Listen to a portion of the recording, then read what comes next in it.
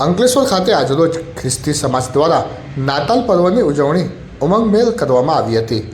આજરોજ ખ્રિસ્તી સમાજ દ્વારા પરંપરાગત પર્વ નાતાલની હર્ષોલ્લાસ સાથે ઉજવણી કરવામાં આવી હતી। દેવળોને શરણાગતિને રોશનીથી ઝળહળતા કરાયા હતા।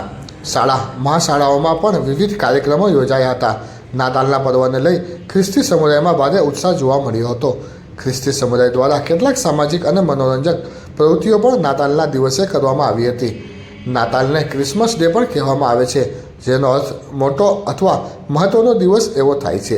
આજે 25 ડિસેમ્બરે ભગવાન ઈસા મસીહ અથવા ઈસુ ખ્રિસ્તીનો જન્મ થયો હતો, જેને જીસસ ક્રાઇસ્ટ તરીકે પણ ઓળખવામાં આવે છે। નાતાલનો તહેવાર પ્રેમ, માનવતા અને ભાઈચારાનો સંદેશ આપે છે। ભગવાન ઈસુ ખ્રિસ્તીને તે સમયે સૂળી પર ચડાવવામાં આવ્યા હતા, ત્યારબાદ તેઓ પુનઃ પ્રગટ થયા હતા તેવી કથાઓ પ્રચલિત છે। સાન્તા ક્લોઝના સંદર્ભે પણ વિવિધ માન્યતાઓ પ્રચલિત છે।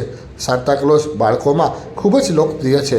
આજે કેક કાપીને ભગવાન ઈસુ ખ્રિસ્તીનો જન્મદિવસ ઉજવણીની પરંપરા છે। ચર્ચમાં વિશેષ પ્રાર્થનાઓ અને કાર્યક્રમો પણ યોજાયા હતા। રેવનર રમેશ તારા દ્વારા આશીષ વચનો ચર્ચ ખાતે આપવામાં આવ્યા હતા, તેમજ ખ્રિસ્તી સમુદાય દ્વારા એકબીજાને શુભેચ્છાઓ પાઠવવામાં આવી હતી। તો ચર્ચમાં ફાધર દ્વારા દેશમાં શાંતિ ભાઈચારો બની રહે તેવી વિશેષ પ્રાર્થનાઓ કરવામાં આવી હતી।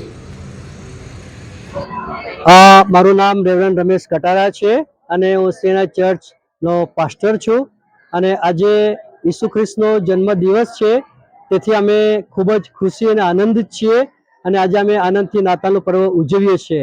નાતાલનો પર્વ એ તો ઈશ્વર પુત્રનો જન્મદિવસ છે, જે સમગ્ર જગતના પાપી માનવના ઉદ્ધારને માટે આ પૃથ્વી પર આવ્યા અને માનવો સાથે વસવાટ કર્યો અને માનવના પાપ માથે લીધા અને કાલવારીના બધા સ્થળો પોતાનો જીવ આપ્યો અને એ પ્રભુ ઈસુ ખ્રિસ્ત આજે સમગ્ર માનવ જાતને પ્રેમ કરે છે, માનવ જાતનો ઉદ્ધાર કરે છે અને માનવ જાતને આશીર્વાદ આપે છે।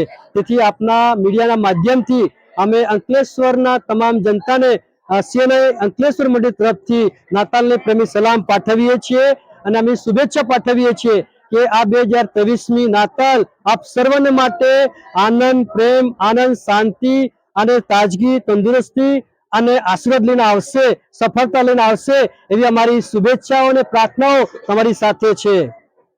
Thank you.